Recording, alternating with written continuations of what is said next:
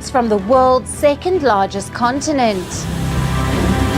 Hello, I'm Alison Lagrange. A very warm welcome from Durban, South Africa.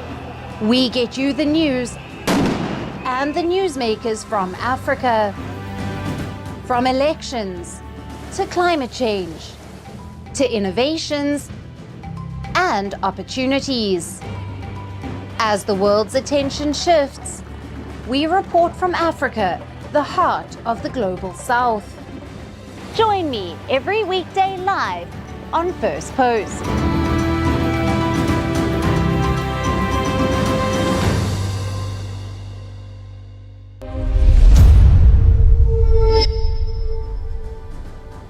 Hello and welcome to First Post Africa, where we get you the top stories from the continent and from across the world. I'm Alison Lagrange, coming to you live from Durban, South Africa. First, let's take a look at the headlines. At least 11 people are dead and 17 missing as Typhoon Boeloy batters Vietnam, flooding roads, destroying homes and devastating communities with heavy rain and strong winds. The Pentagon is reportedly urging defense contractors to double or quadruple production of at least 12 key weapons amid concerns over low US stockpiles in a potential conflict with China. China and North Korea agree to deepen bilateral ties to resist all forms of hegemonism following a meeting between their foreign ministers in Beijing.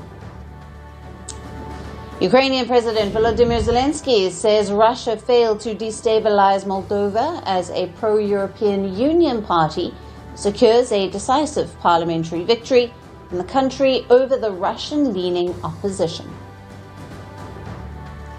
And Indonesian President defends his plan to provide free meals for children after around 6,000 food poisoning cases, saying only a small percentage were affected and the program is still being refined.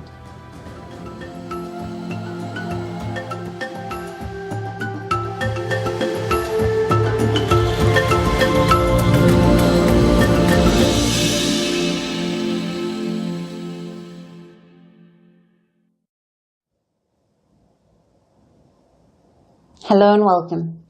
Let's start with Morocco. The country is seeing its largest anti-government protests in years, and these are being led by Gen Z.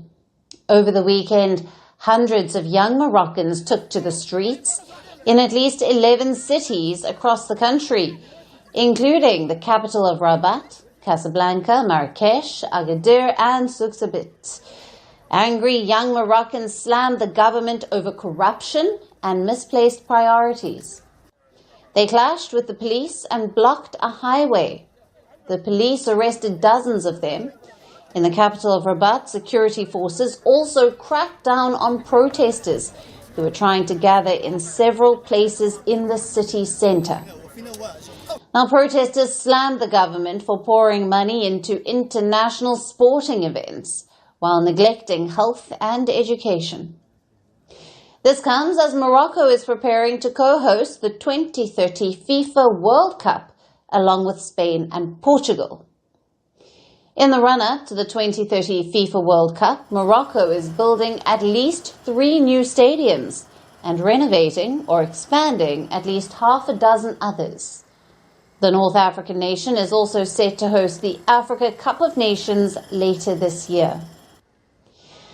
Unlike past protests, which were driven by unions or political parties, these Gen Z protests were publicized largely on social media platforms such as TikTok and Discord, quite similar to the Gen Z protests that most recently rocked Nepal and have also taken place in African nations like Kenya and Nigeria. Opposition parties have condemned the crackdown on protesters. Morocco's human rights body has called the arrests a crackdown on free voices and restriction of the right to freedom of expression. There was systematic violence against a group of young people who were demonstrating peacefully. However, the security apparatus responded violently, and there were numerous arrests. We condemned these arrests and deemed it unacceptable to take a security-oriented approach to the social demands of a group of young people.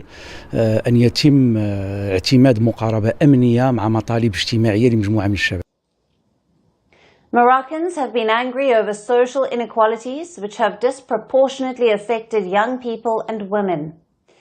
Recent reports of the deaths of 8 pregnant women at a public hospital in Agadir have further fueled public outrage.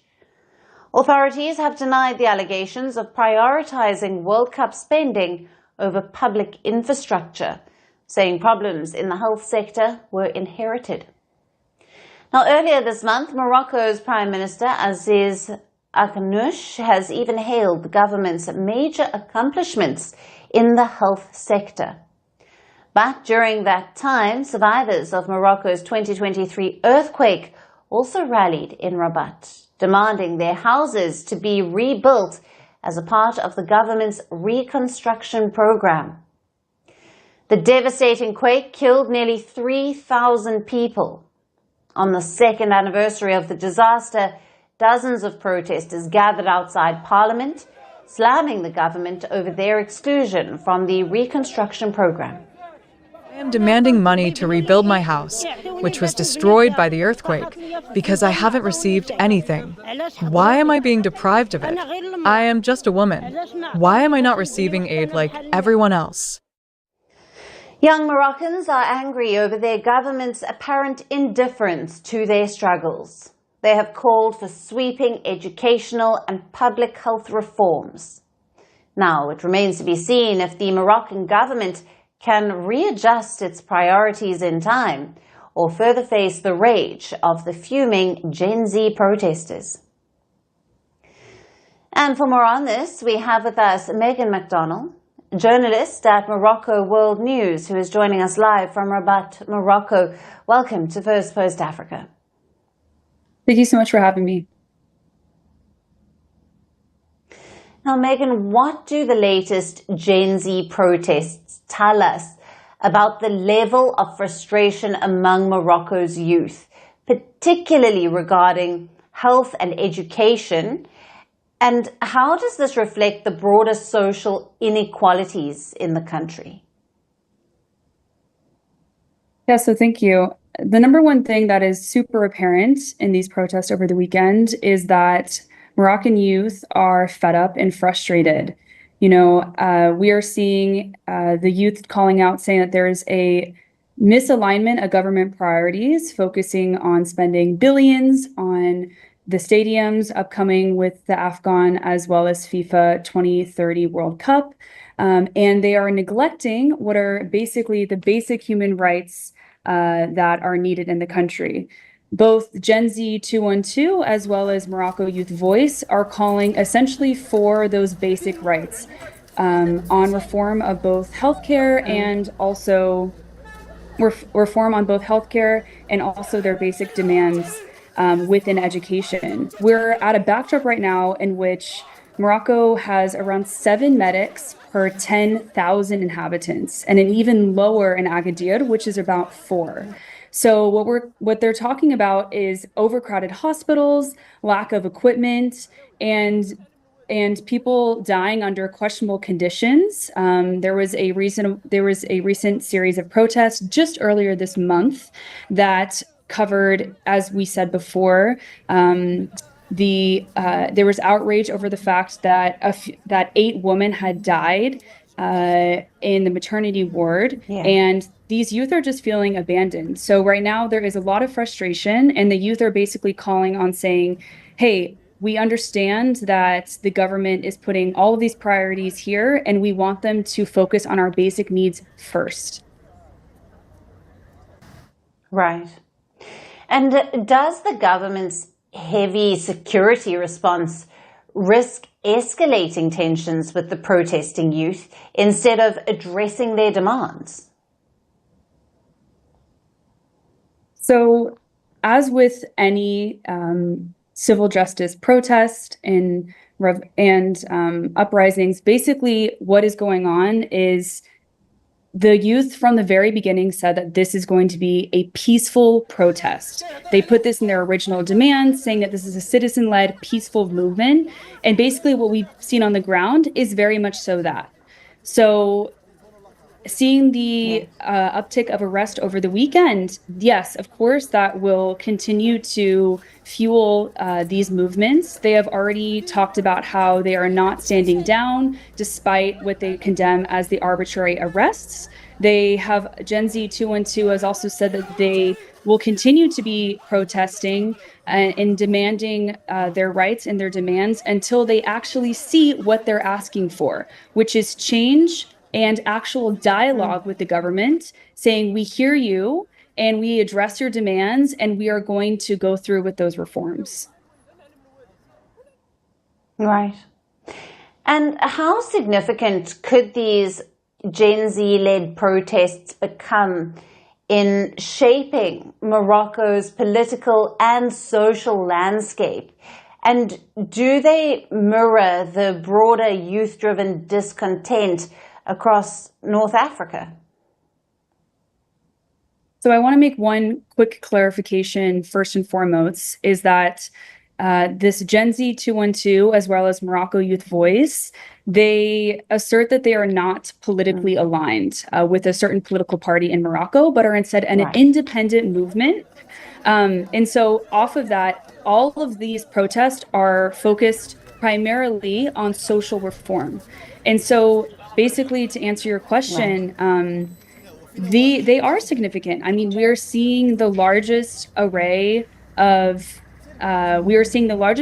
youth in more recent history. However, I do want to be very clear that these protests have been constant. There have been multiple protests in Rabat specifically, where we are based, and in front of the parliament. It's just that what is making more international news now is showing the fact that there is more mobilization and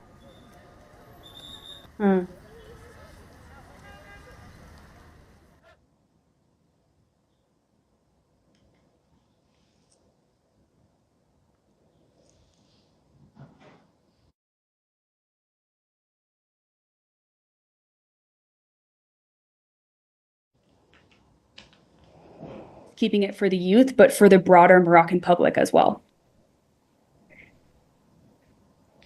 Right. Megan, thank you very much for being with us on Firstpost Africa. Thank you.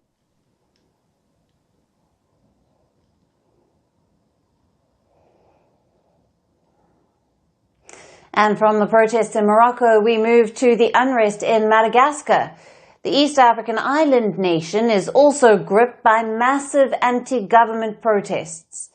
Here too, mostly young people have taken to the streets to demand an end to persistent water and power cuts.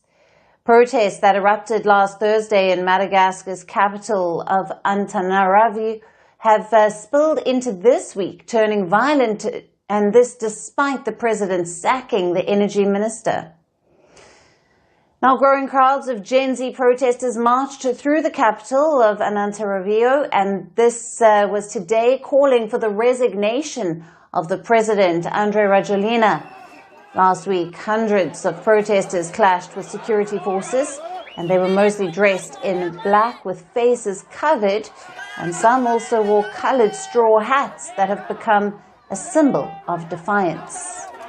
The president is just lying. He doesn't listen to us. All we are asking for is that he leaves. We want change. A wall of security forces prevented protesters from reaching the city centre, with tear gas used to disperse the crowds. According to reports, at least 5 people have been killed in last week's protests, though no official toll has been confirmed. Police used rubber bullets and tear gas, while demonstrators blocked roads with burning tires and stones. As violence escalated, charred vehicles, shattered windows and ransacked buildings were seen across the capital. Now, there have been reports of looting at retail stores, electronic shops and banks. For many, the aftermath has caused serious economic damage, with many jobs and businesses lost. We've lost our jobs and we've got a family to feed. And yet the cost of living keeps going up. So, we're going to have to stop eating. We're cutting back on what we eat. In other words, we're only going to eat once a day. In a video address late on Friday, President Andry Rajoelina announced the sacking of the energy minister for not doing his job. He also condemned the violence as acts of destabilization. However, protesters continue to demand more, saying the president's move is insufficient. What the president said yesterday is not a solution. He did not respond to our demands. We are still suffering up to now. We hold a peaceful demonstration, and this is what happens. Madagascar, an island nation in the Indian Ocean, is mired in poverty. Around 75% of the country's estimated 30 million population lived below the poverty line in 2022, as per the World Bank. Many blame President Rajoelina's government that was re-elected in 2023 for failing to improve living conditions. Protesters have voiced anger over the alleged power and water cuts that leave homes and businesses without electricity for more than 12 hours daily. Water and electricity are two of the fundamental pillars of development. You repeat this slogan constantly, Madagascar must develop. But you still have no solution even though you have been in power for years. How many years have you been there?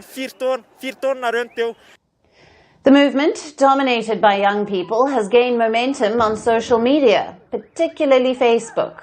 Disturbances have also been reported at the offices of the National Water and Electricity Company, which protesters see as the primary cause of the crisis. The Southern African Development Community, or SADC bloc, of which President Rajoelina is the current chair, expressed concern over the violence. Rajoelina says the government is committed to restoring peace and stability. However, the situation on the ground remains tense. Will the movement grow larger and shape the future of the island nation? We will continue to bring you the latest updates.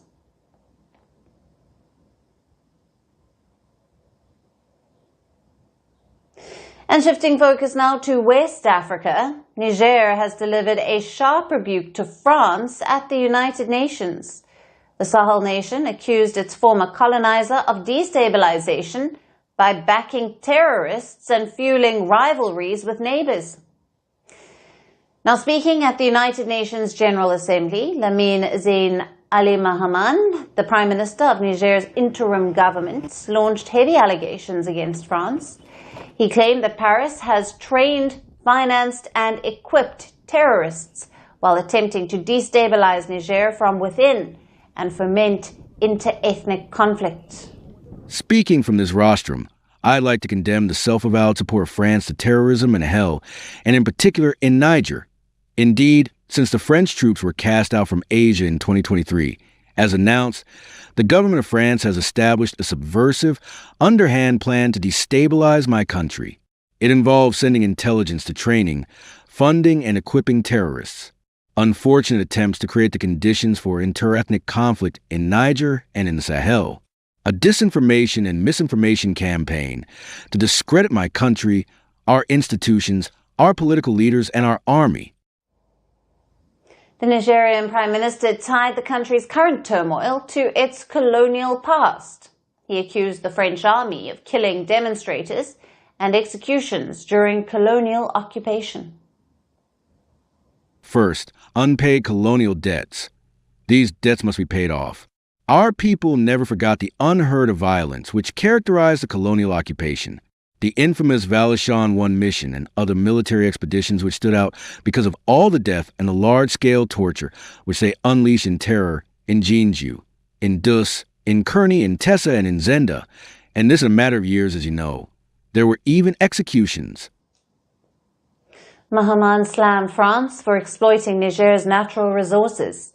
He added that France's intentions include sabotaging development projects, demobilizing investors, and systematically voting against Niger at all international financial forums.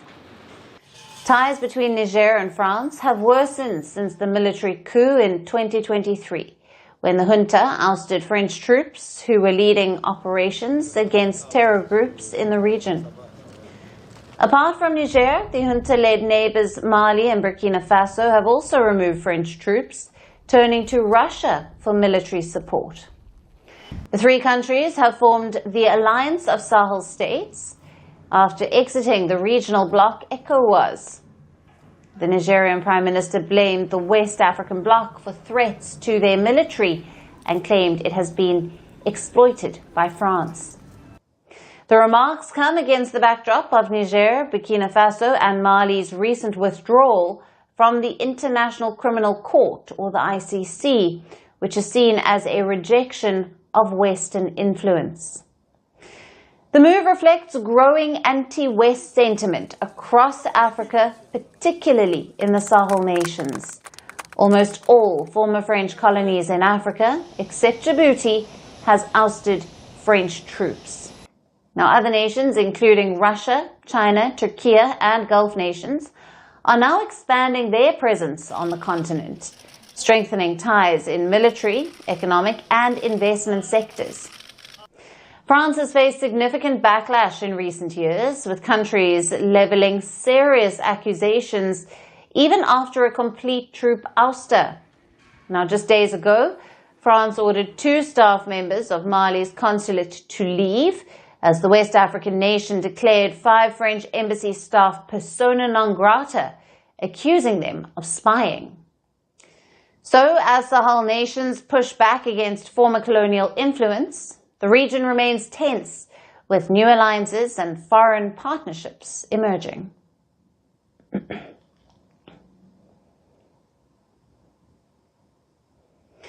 And for the last story today, let's turn our attention to Ghana. The West African nation has yet again defended its deportation deal with the US. This comes after the Trump administration reversed the visa restrictions on Ghana last week. Now, Ghana's foreign minister had shared the news in a post on X after a meeting with US officials on the sidelines of the UNGA. In his post, the foreign minister said that the removal of visa curbs was the result of months of high-level diplomatic negotiations.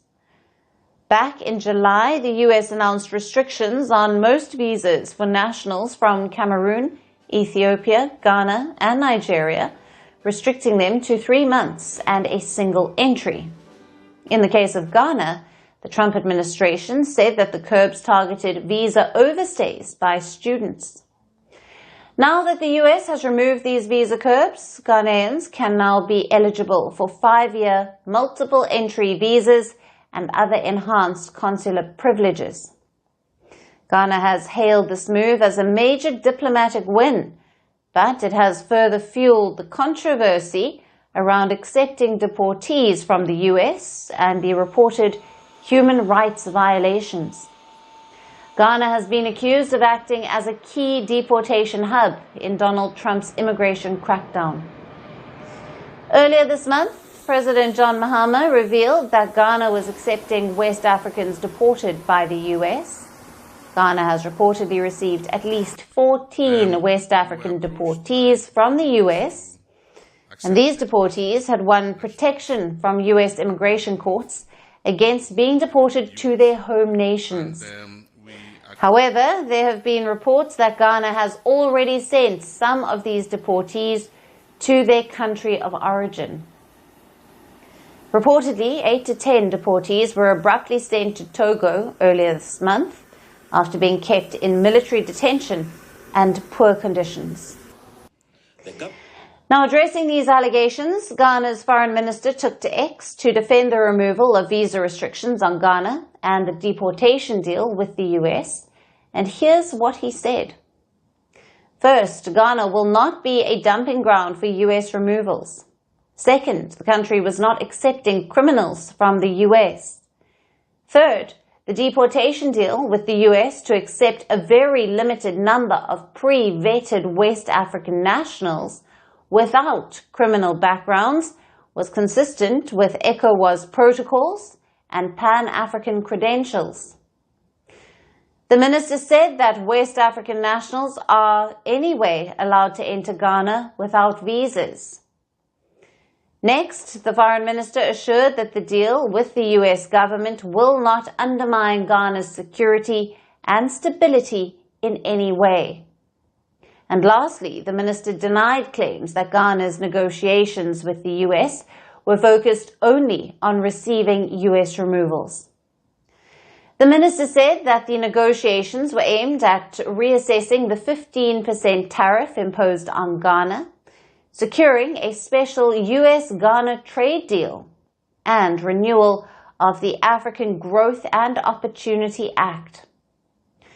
Despite the backlash, Ghana's government has insisted that it was accepting West African deportees from the US only on humanitarian grounds, and it had nothing to gain from the deal. But the latest removal of visa curbs has further heated up the debate and has raised questions if Ghana's deportation deal with the US is actually not for profit. And that's it on the show for today. We will see you again tomorrow at the same time. Thank you for watching, and goodbye.